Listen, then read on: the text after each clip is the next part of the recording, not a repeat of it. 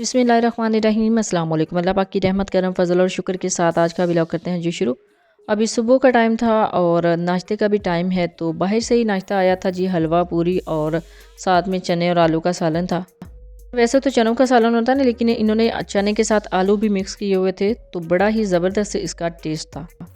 अच्छा जी, नाश्ता करने के बाद अभी सुबह का टाइम था, तो हमें आना था एग्जेक्टिव ऑफिस गुजरांवाला, जहाँ पे हमने बनने के लिए देने थे पासपोर्ट्स। बहुत ही नज़दीक पड़ता है जी ये एग्जेक्टिव ऑफिस गुजरांवाला हमें। ये लोहियांवाला बाईपास जो है, इसका पुल है, इसको क्रॉस करते हैं तो थोड़ा सा आगे जाके फ़न दुनिया से पहले ये ऑफिस आता है। अच्छा जी, इंटरनेट से काफ़ी दिन से मैं इंफॉर्मेशन ले रही थी कि कौन सा ऑफिस अच्छा है, तो फिर काफ़ी ज़्यादा सर्च के बाद मैंने यही फैसला किया था कि हम जाएंगे एग्जेक्टिव ऑफिस गुजरांवाला पासपोर्ट बनवाने के लिए। आपको 15 दिन बाद पासपोर्ट कलेक्ट करने आना है। कहाँ से होगा? इधर से जाएंगे?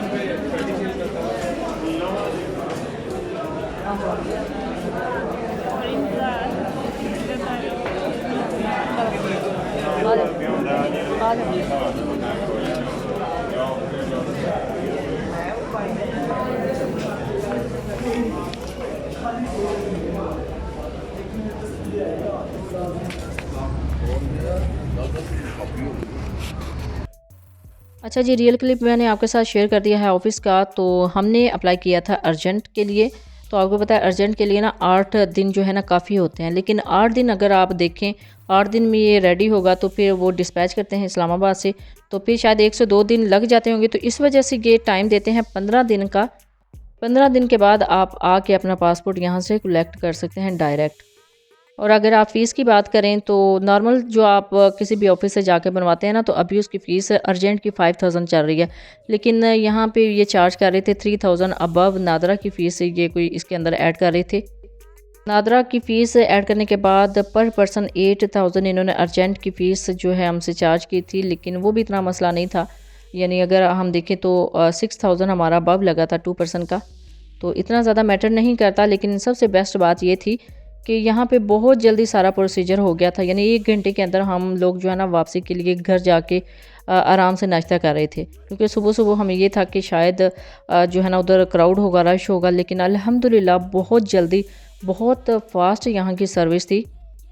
अदरवाइज़ मैंने सुना है कि जो हम आम ऑफिस में जाते हैं ना, उधर काफ़ी ज़्यादा क्राउड होता है, तो इतनी जल्दी बारी नहीं आती। लेकिन यहाँ पे अल्हम्दुलिल्लाह 1 घंटे के अंदर हम वापस घर जा चुके थे। चले जी, अल्हम्दुलिल्लाह 15 दिन वेट करने के बाद मैं आ गई थी अगेन पासपोर्ट ऑफिस नीचे बेसमेंट में। हमने पासपोर्ट कलेक्ट करने थे और अल्हम्दुलिल्लाह 15 दिन के अंदर अंदर हमारे जो पासपोर्ट है वो कम्प्लीटली रेडी होके आ चुके थे वापस।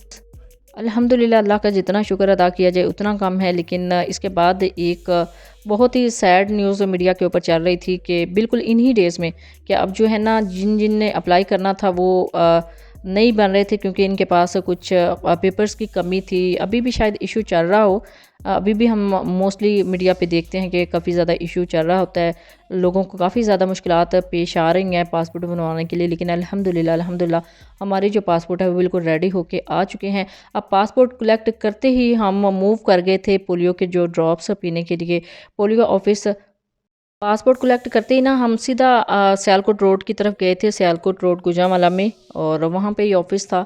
वहाँ से ड्रॉप्स जो है वो हमें मिलने थे, ड्रॉप्स की वैक्सीन। उसके लिए ज़रूरी था पासपोर्ट की कॉपी फर्स्ट पेज की और साथ में जो आईडी कार्ड की कॉपी।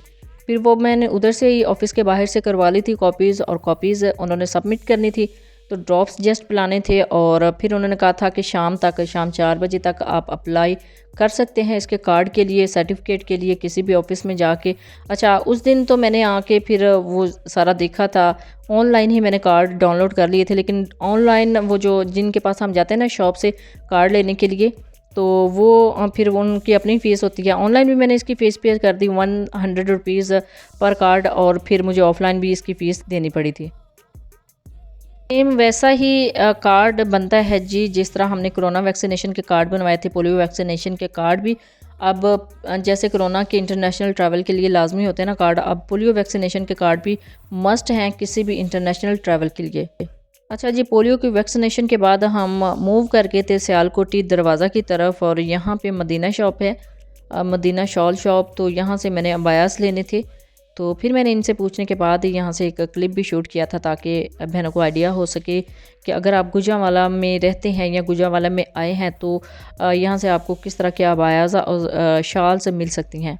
बड़ा अच्छा अबाया मुझे यहाँ से मिल गया था। कॉलर में चाहिए था सिंपल, बिल्कुल एम्ब्रॉयडरी के बगैर, तो अल्हम्दुलिल्लाह मिल गया था। और उसके साथ एक अबाया इन्होंने दिखाया था जीन्स में, वो भी मुझे बहुत ही पसंद आया था, लेकिन वो सर्दियों के हवाले से है, अभी गर्मियों के सीज़न के लिए लेना था तो इस वजह से सिंपल ही लेना था कॉलर वाला।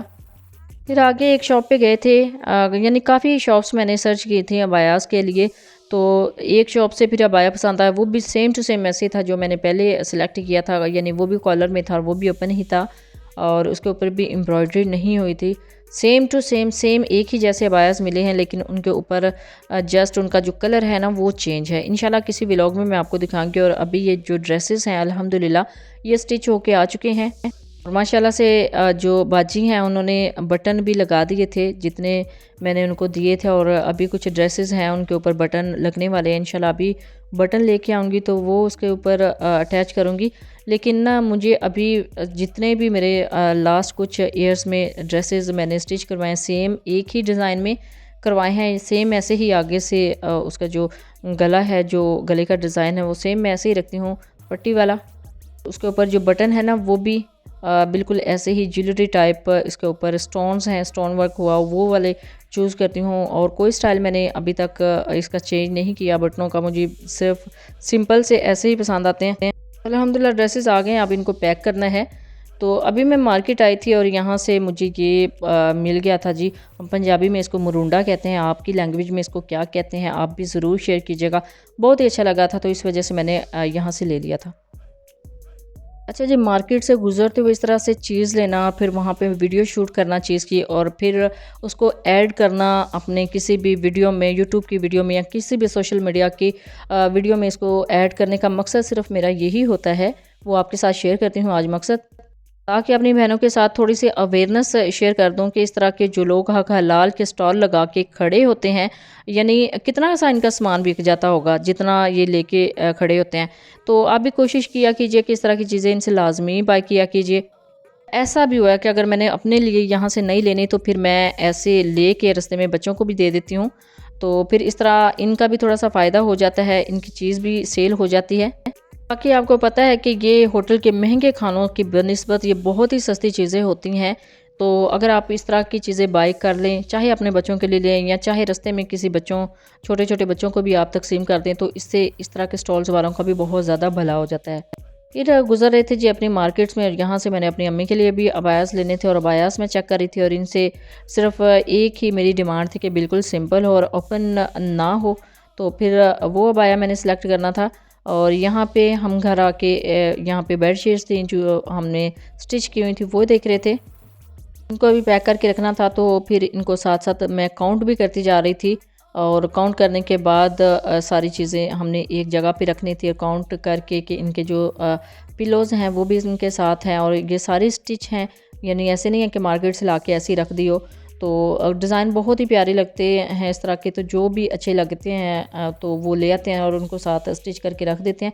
इस तरह की चीज़ें ज़्यादा गर्मियों के मौसम में बहुत अच्छी लगती हैं। बेड्स के ऊपर बेडशीट्स, स्पेशली बच्चों वाला घर हो तो बच्चों के साथ तो काफ़ी ज़्यादा बेडशीट्स की भी ज़रूरत होती हैं। तो लाजमी हम जो भी मार्केट में अच्छा डिज़ाइन लगे अम्मी ले आती हैं, फिर उनको स्टिच करके हम खुद भी यूज़ करते हैं अपनी चारपाइयों के ऊपर भी और बेड्स के ऊपर भी। और माशाल्लाह से बड़े ही ज़बरदस्त कलर हैं जी इसके अंदर भी। यहाँ से काउंट करने के बाद सेफ में इनको रख दिया था जी। तो अभी दोपहर का टाइम था और मैं यहाँ पे बना रही थी जी अनार का जूस। अनार का जूस आपको पता है हेल्थ के लिए, स्किन के लिए बहुत ज़्यादा फ़ायदेमंद है, लाजमी आप भी बनाया करें, बहुत आसान होता है। इसकी कंप्लीट रेसिपी में मेरे YouTube channel Punjabi food and travel पे आपको मिल जाएगा, आप ज़रूर देखिएगा। इंशाल्लाह बहुत ही आसान वे में मैं बनाना सिखाऊंगी आने वाले दिनों में भी इसको। तो देख लीजिए कितना रियल कलर है इसका। तो अभी आपको पता ना अनार का मौसम है, अनार का सीज़न है, तो बहुत ही अच्छा इनका कलर है जी। इसके अंदर मैंने कोई भी चुकंदर भी ऐड नहीं किया और फूड कलर भी ऐड नहीं किया, तो बिल्कुल परफेक्ट इसका अपना कलर है। अच्छा जी, सेहत के लिए तो अच्छा ही है, खून पैदा करता है, लेकिन आपकी स्किन के लिए भी बहुत ही ज़बरदस्त है, बिल्कुल फ्रेश रखता है जी। आपकी स्किन को ज़रूर ट्राई किया कीजिए जी। बाकी दिन भर के व्लॉग्स शूट करने के बाद मैंने सोचा कि कुछ जो पास्ट वाली वीडियोस हैं वो भी आपके साथ शेयर कर दूं शॉर्ट फॉर्म में। तो इनकी जो कंप्लीट वीडियो है आपको मेरे YouTube channel Punjabi food and travel पे मिल जाएगी, आप ज़रूर देखिएगा। ना सिर्फ YouTube channel Punjabi food and travel, बल्कि इसी नाम से मेरा जो फेसबुक पेज है पंजाबी फूड एंड ट्रैवल, उस पर भी आपको ये सारी रेसिपीज़ मिल जाएंगी। और साथ में टिकटॉक अकाउंट है, इंस्टाग्राम है, और इसके साथ स्नैक वीडियो का अकाउंट है, उस पर भी सारी वीडियोस आपको मिल जाएंगी। जो जो प्लेटफॉर्म आप यूज़ करते हैं, सारे प्लेटफॉर्म से आप ये वीडियोस लाजमी देखिए कीजिए। बेसिकली चना पुलाव की रेसिपी है, तो बहुत ही ज़बरदस्त ये चना पुलाव की रेसिपी बनी थी जी। अच्छा, मेरे एक फॉलोअर्स थे, वो फेसबुक पे कमेंट कर रहे थे कि आपने इसके अंदर लाल मिर्चें तो डाली नहीं। अच्छा जी, ये लाल मिर्चों के अलावा ही बहुत ही मज़े का बनता है, इसके अंदर लाल मिर्च ऐड करने की ज़रूरत ही नहीं होती। आप भी इसी मेथड से अगर ट्राई करेंगे ना, तो आपका भी बहुत ही परफेक्ट देगी चना पुलाव घर में ईज़िली रेडी हो जाएगा। बाकी ये चिकन टिक्का की रेसिपी है, फुल चिकन लेग रेसिपी है। बड़ा दिल जिगर गुर्दे का काम होता है कि आप इस तरह का कच्चा जो चिकन है उसको बाय करें, और फिर अगर आप पकी हुई चीज़ें मार्केट से लेने जाएंगे, होटल में खाने जाएंगे, तो आपको दिन में तारे नज़र आएंगे। तो इसी वजह से मैंने ये सोचा कि अपनी बहनों के साथ आइडिया शेयर कर सकूं कि बिल्कुल कम ऑयल में आप किस तरह इजीली घर में इसको बना सकते हैं, बिल्कुल रेस्टोरेंट स्टाइल में, होटल स्टाइल में। तो ये मेथड मैंने आपके साथ शेयर किया था। तवा चिकन फ्राई है, तवा टिक्का है, तो इजीली आप इसको घर में रेडी कर सकते हैं। इसकी कंप्लीट रेसिपी आपको मेरे इसी YouTube channel Punjabi food and travel से मिल जाएगी। आप ज़रूर ट्राई कीजिएगा घर में। ये देखिए, बगैर ऑयल के, बिल्कुल थोड़ा सा ऑयल है, 2 से 3 चम्मच, और उसमें ही ये बिल्कुल रेडी हो चुके हैं। तो इनका कलर देख लें, अल्हम्दुलिल्लाह अल्हम्दुलिल्लाह बहुत ही परफेक्ट इनका कलर आया है, बहुत ही ज़बरदस्त ये जूसी चिकन रेडी हुआ है। जब भी बनाए अपना फीडबैक ज़रूर दीजिएगा, दुआओं में ज़रूर याद रखिएगा। अल्लाह हाफिज़, थैंक्स फॉर वॉचिंग।